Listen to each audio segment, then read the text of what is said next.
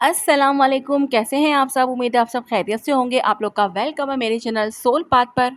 तो जनाब आज बात करेंगे कि डीएम जो है वो अपनी डीएफ को छोड़कर थर्ड पार्टी को क्यों चूज़ करता है, यानी कि थर्ड पार्टी में क्यों चला जाता है। क्योंकि बहुत सारे डीएफ्स हैं, उनकी सिचुएशन ऐसी ही है कि उनके डीएम ने जो है वो किसी और को चूज़ कर लिया है, चाहे वो मैरिड हो गया है या फिर किसी और को गर्लफ्रेंड बना लिया है या फिर कुछ भी।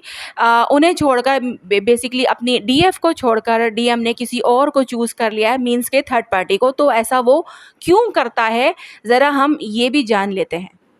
ट्विन फ्लेम रिलेशनशिप में जो इमोशनल बॉन्ड होता है वो बहुत गहरा और इंटेंस होता है। जब डीएम अपनी डीएफ से मिलता है तो उसे अपने इमोशंस को फेस करना पड़ता है, जो उसके लिए बहुत स्कैरी हो सकता है। इस इमोशनल डेप्थ को समझना, अपने दर्द का सामना करना और अपनी वीकनेसेस को देखना, ये डीएम के लिए बहुत मुश्किल हो सकता है। इस वजह से वो किसी और कनेक्शन में चला जाता है जहां वो अपने इमोशंस को प्रेस कर सके और अपने इनर फियर से दूर रह सके। डीएम जब डीएफ के साथ होता है तो अपनी असली फीलिंग्स को समझना पड़ता है उसे, ठीक है। डीएफ के साथ इंटीमेसी इतनी गहरी होती है कि वो अपने अंदर की कमज़ोरियों को देखता है। ये इनसिक्योरिटीज़ डीएम को अपने आप से ही डरा देती हैं। वो नहीं चाहता कि अपने असली इमोशंस को किसी के सामने दिखाए, ख़ासकर अगर वो अपने पास्ट के एक्सपीरियंसेस को देखकर कमज़ोर फील करता हो। इसलिए वो थर्ड पार्टी में अपनी असली फीलिंग्स को छुपा कर अपने आप को सेफ महसूस करता है। जब डीएम डीएफ के साथ होता है तो उसे अपनी पुरानी हैबिट्स और लाइफस्टाइल को छोड़ना पड़ता है। ट्विन फ्लेम कनेक्शन का मतलब है कि अपनी पुरानी सोच, हैबिट्स और ज़िंदगी को बदलना। लेकिन डीएम को बदलाव से डर लगता है क्योंकि वो अपनी पुरानी ज़िंदगी में कंफर्टेबल होता है।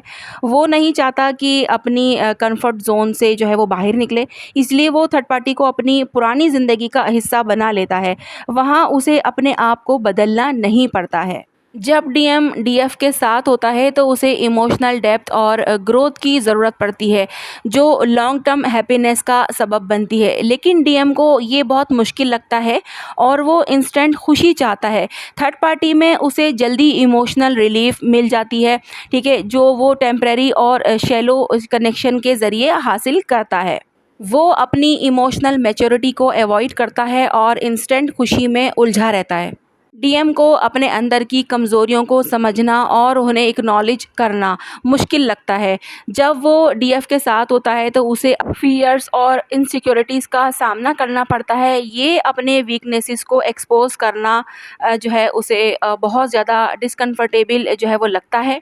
इसलिए वो थर्ड पार्टी में जाता है जहां उसे अपनी इनसिक्योरिटीज़ को हाइड करने का ऑप्शन मिलता है। वहां वो अपने फ्लॉज़ को कवर कर सकता है और अपनी इमेज को परफेक्ट बनाए रखने की कोशिश करता है।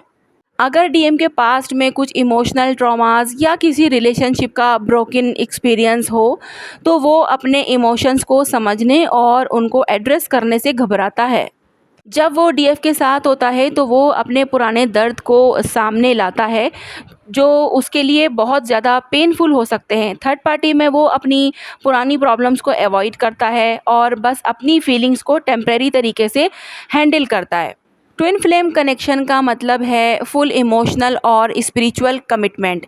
डीएम को लगता है कि अगर वो डीएफ के साथ कमिटेड हो गया तो उसे अपनी पुरानी ज़िंदगी और इंडिपेंडेंस छोड़ना पड़ेगी।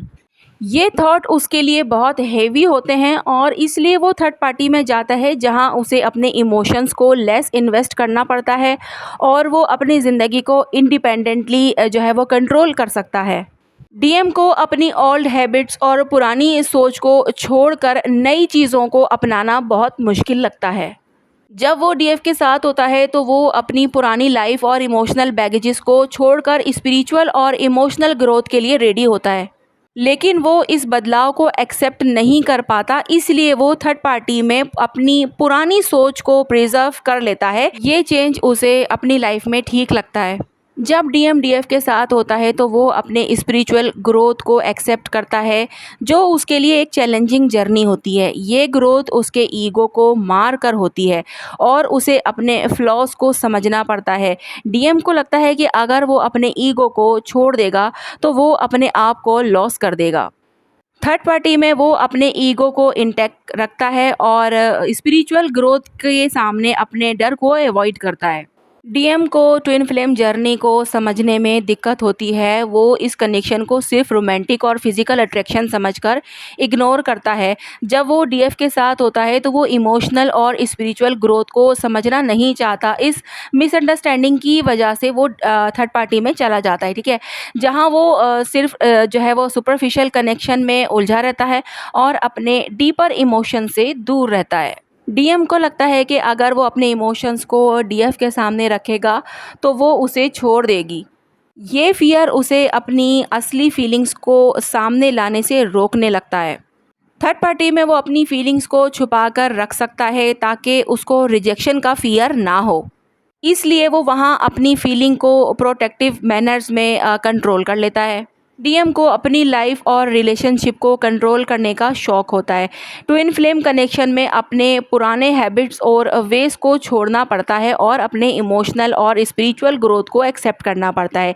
ये बदलाव उसके लिए बहुत डिफ़िकल्ट होता है, इसलिए वो थर्ड पार्टी में जाकर अपनी पुरानी जो है वो ज़िंदगी को कंट्रोल में रखता है, जहाँ वो अपने इमोशनल और स्पिरिचुअल ग्रोथ का जो है वो सामना उसको नहीं करना पड़ता। डीएम को अपने पास्ट में ट्रस्ट इश्यूज़ हो सकते हैं जो उसके लिए डीएफ के साथ डीपली कनेक्ट होना मुश्किल बना देते हैं। वो अपने फ़ियर को समझने और ट्रस्ट करने में मुश्किल महसूस करता है। अगर वो अपने इमोशंस को किसी के सामने रखता है तो उसे लगता है कि वो उससे हर्ट हो सकता है, इसीलिए वो थर्ड पार्टी में अपने ट्रस्ट इश्यूज़ को अवॉइड करता है और शैलो कनेक्शंस में उलझा रहता है। डीएम का ईगो अपने इमोशनल और स्पिरिचुअल ग्रोथ के रास्ते में एक बैरियर बन सकता है। जब वो डीएफ के साथ होता है तो उसे अपने ईगो को छुपाना पड़ता है और अपने फ्लॉज़ को एक्नॉलेज करना पड़ता है। ये उसके लिए डिफ़िकल्ट होता है। इसलिए वो थर्ड पार्टी में जाता है जहाँ उसका ईगो सेव रहता है। वहाँ वो अपनी इमेज को परफेक्ट दिखाने की कोशिश करता है, जहाँ उसका ईगो बूस्ट होता है। डीएम को लगता है कि वो अपनी पुरानी सोच और हैबिट्स को छोड़कर स्पिरिचुअल और इमोशनल ग्रोथ के लिए रेडी नहीं है। इस रेजिस्टेंस की वजह से वो थर्ड पार्टी में अपनी लाइफ को आसानी से हैंडल करता है और अपनी ग्रोथ को अवॉइड करता है। डीएफ के साथ यूनियन का मतलब है अपने पुराने सेल्फ को छोड़ना, जो उसके लिए एक बहुत बड़ा स्टेप होता है।